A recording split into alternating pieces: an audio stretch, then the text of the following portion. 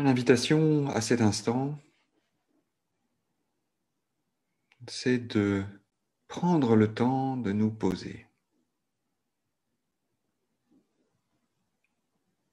Prendre le temps de reconnaître que nous sommes assis.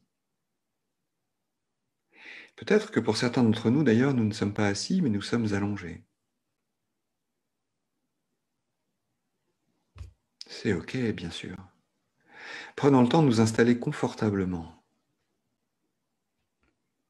Dans cette façon de nous asseoir qui traduit aussi notre présence. Ça veut dire, tout doucement, d'amener notre attention sur le simple fait que le corps repose sur quelque chose. Et d'amener l'attention sur le contact de notre corps avec le sol, avec la chaise, le coussin, le banc, le tapis. Et sentir, ressentir ces contacts du corps avec le sol.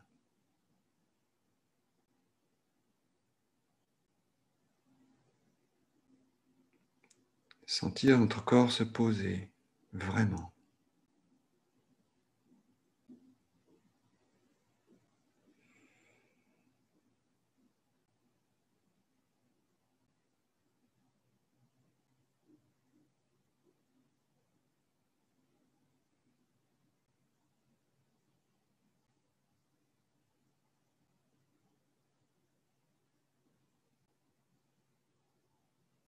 De nous inviter à voir que peut-être notre corps est là, mais que notre esprit est encore un peu ailleurs, et ça n'est pas grave. C'est tout à fait OK que l'esprit fonctionne, heureusement qu'il fonctionne. Mais si nous voyons que à un moment nous sommes attentifs au corps, et qu'à un autre moment nous sommes tout à fait partis dans nos pensées, c'est juste un rappel de notre tête qui nous dit « mais reviens donc ».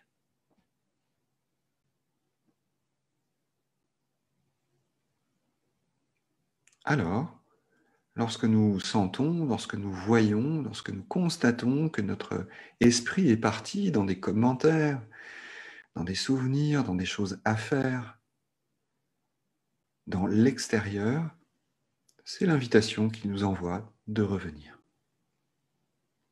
Revenir à cette conscience que « Ah, je suis assis, je suis assise, ah ouais, j'arrive, je suis là, je suis là ».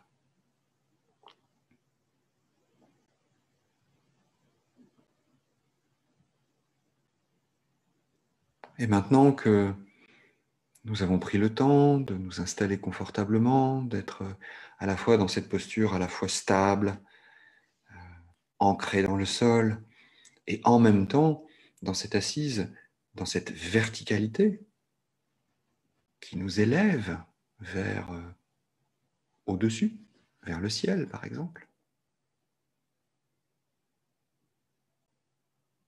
Alors, nous pourrions juste prendre le temps de ressentir pleinement comment nous nous sentons maintenant.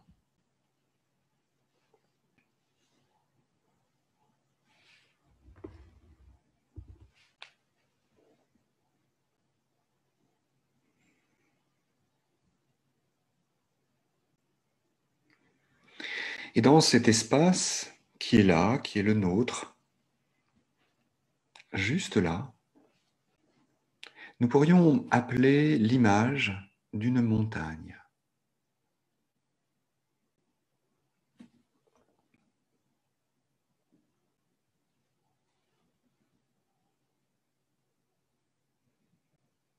La montagne la plus belle que nous n'ayons jamais vue, ou la montagne imaginaire que nous trouvons belle. Une montagne. De laisser venir en nous cette image de cette montagne la plus belle que nous connaissions ou que nous imaginions. Et de noter comment est cette montagne, comment elle prend forme. De noter sa base solide et en même temps peut-être que sa base est large ou au contraire très étroite. ce qu'il y a à la base, peut-être de la végétation, de noter comment sont ces versants, peut-être des versants abrupts, très raides, même avec des surplombs, pourquoi pas. Ou alors des versants très doux, presque arrondis, descendant très lentement vers le sol. Et puis de voir aussi comment est la cime, peut-être une cime très pointue, peut-être même plusieurs aiguilles, ou encore une cime très arrondie, ou voire même un plateau. Cette montagne est juste notre montagne à cet instant. Laissons-nous imprégner de cette image, imprégner de cette montagne, en nous invitant à cet instant à ne faire qu'un avec cette montagne, à ressentir, à nous ressentir comme si nous étions cette montagne.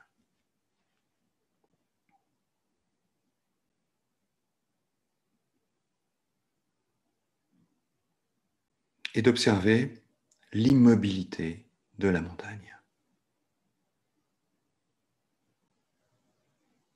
Ressentir son socle ancré dans le roc comme nous sommes posés au sol. Observer la manière dont elle s'élève vers le ciel, comme nous nous élevons dans notre posture. Et de noter que de la cime, la montagne a une vue panoramique, une vue à 360 degrés de tout ce qui l'entoure, comme nous nous élevons et pouvons voir ce qui se passe en nous à cet instant. Ne faire qu'un avec la montagne. Ressentir la montagne en nous.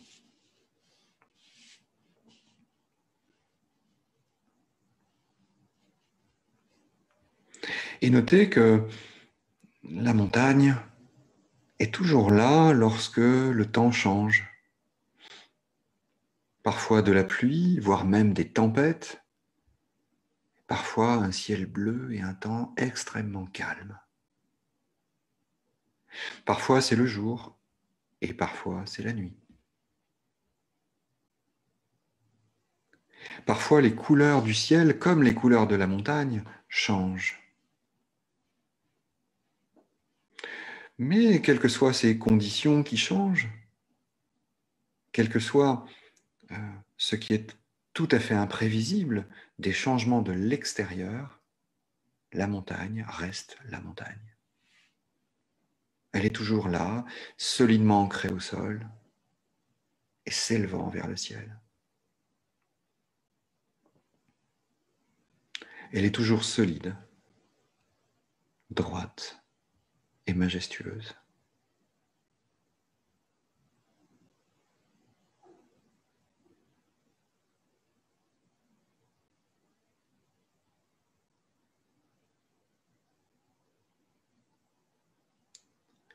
Maintenant, notre présence à la montagne en nous. Cette solidité, cette dignité et cette majesté en nous à cet instant.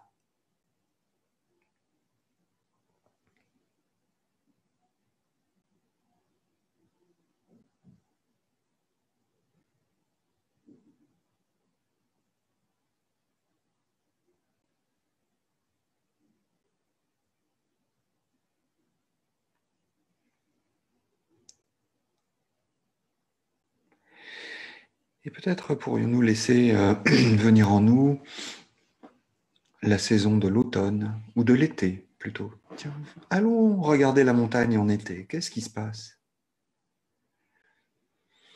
Au sol, beaucoup de végétation, des animaux, des oiseaux, des rivières. Le niveau des rivières est assez bas, le courant assez faible, mais les rivières sont toujours là. Et si nous montons le long de la montagne, le long des versants, nous pouvons reconnaître que petit à petit, la montagne grise et chaude Et si nous remontons encore, nous pouvons constater que peut-être à la cime, il y a très peu de neige ou pas de neige du tout. Le temps est beau, parfois quand même quelques orages d'été, assez soudains et violents, imprévisibles. Et dans cette saison de l'été où la vie se déroule de manière calme et tranquille, la montagne est impassible, la montagne est solide, digne et majestueuse. Quels que soient d'ailleurs les commentaires des randonneurs ou des personnes qui viennent la rencontrer. Certains l'aiment, d'autres pas. Et la montagne reste dans cette majesté, solidité et dignité. En automne, la montagne change de couleur.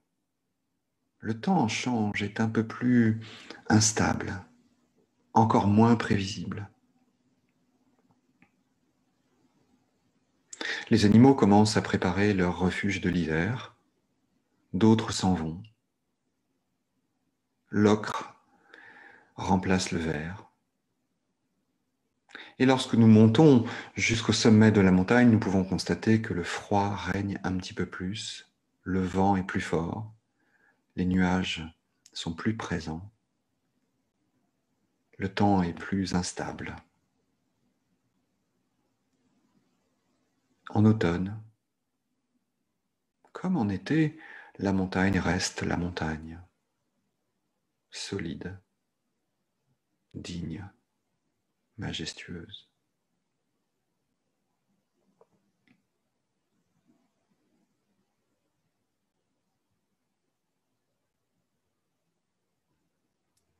Arrive l'hiver.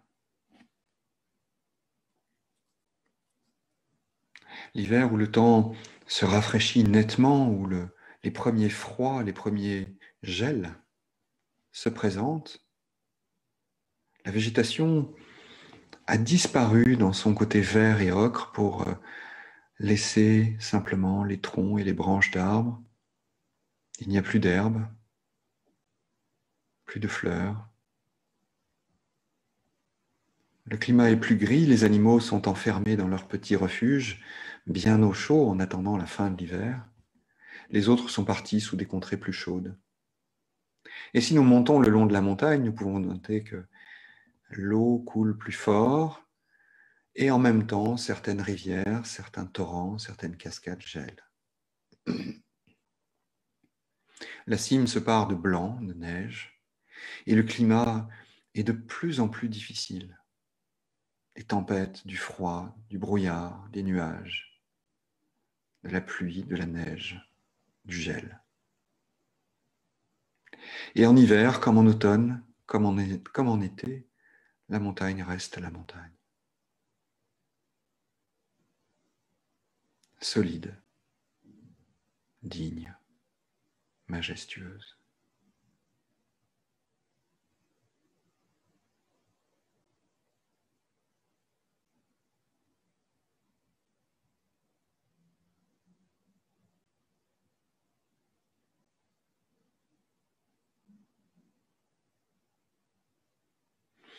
Puis le printemps arrive.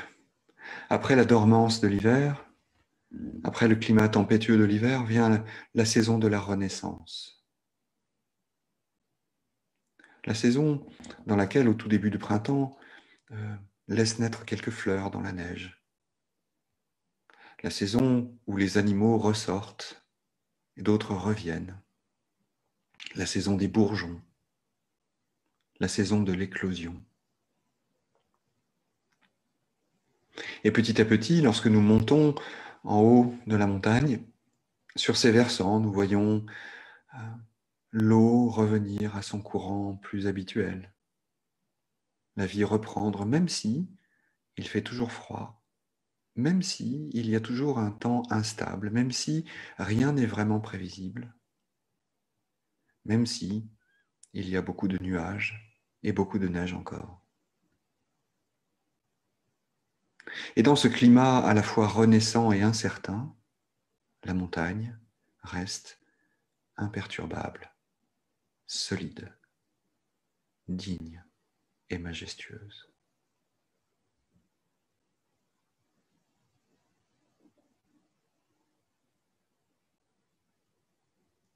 Quels que soient les éléments et les conditions, la montagne reste la montagne.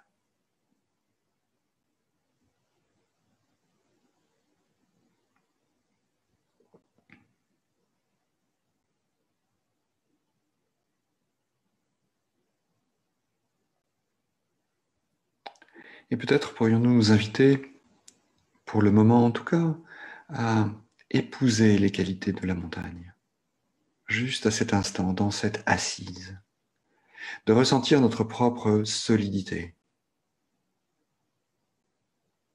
notre propre dignité dans la verticalité, notre propre majesté.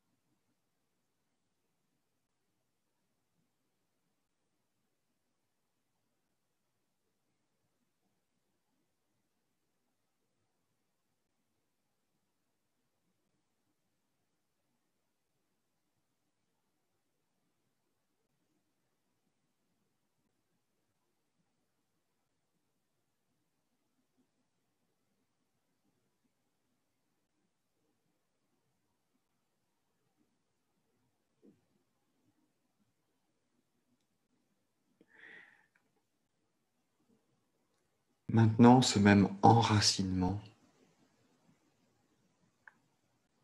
cette même stabilité, à chaque instant de notre vie, quelles que soient les conditions, quelles que soient les tempêtes que nous traversons. Invitation à ressentir cet enracinement à cet instant et d'instant en instant.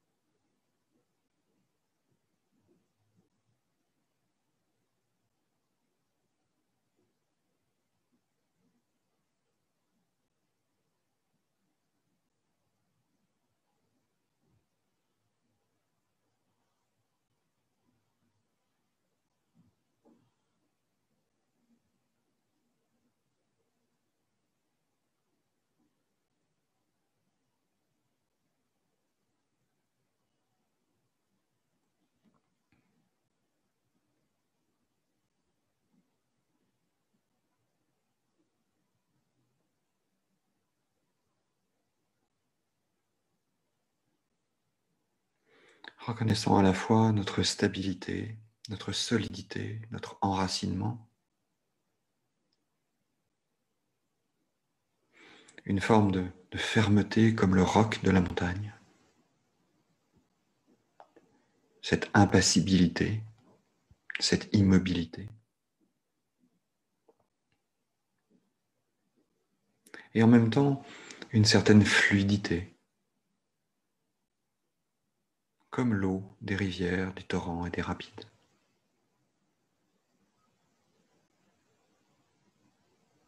Fluidité de notre propre intérieur, Sentir dans cette verticalité, cet axe central qui nous élève, une forme de souplesse. Notons dans cette immobilité tous ces petits mouvements qui nous aident à rester verticaux, élevés. Bien sûr, nous ne sommes pas une montagne. Ou plutôt, nous avons les qualités de la montagne, sans doute, mais d'une montagne qui, en plus, respire, sourit, danse, s'émerveille.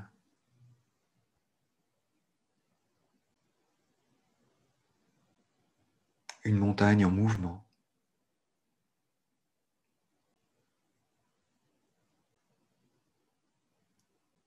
Reconnaissant à chaque instant de notre vie où nous sentons que la confusion, l'agitation règne, où nous sentons que nous sommes chahutés d'un côté et de l'autre. Sentons que parfois nous avons perdu notre chemin.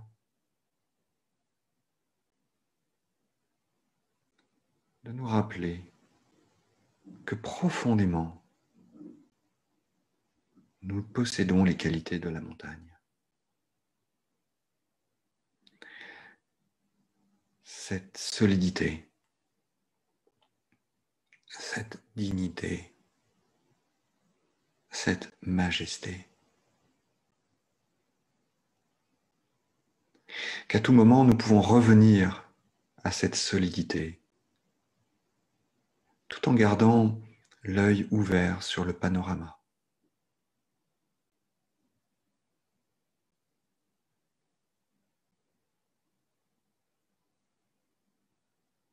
Dans la présence, dans la douceur.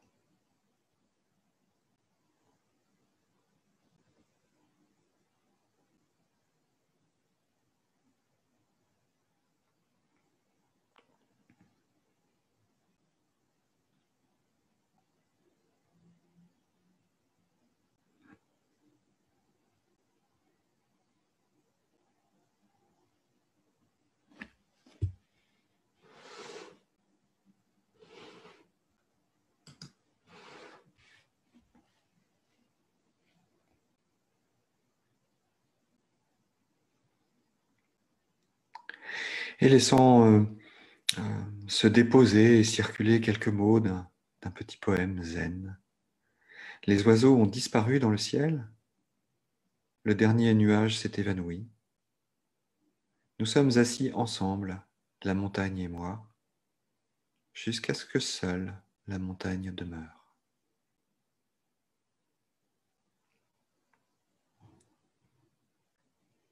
Les oiseaux ont disparu dans le ciel, le dernier nuage s'est évanoui.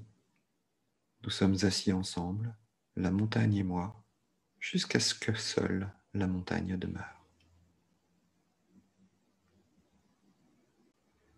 Nous laissons circuler ces mots en nous, circuler ces qualités de la montagne en nous, reconnaissant qu'à cet instant, nous sommes posés, nous sommes en sécurité et tout va bien.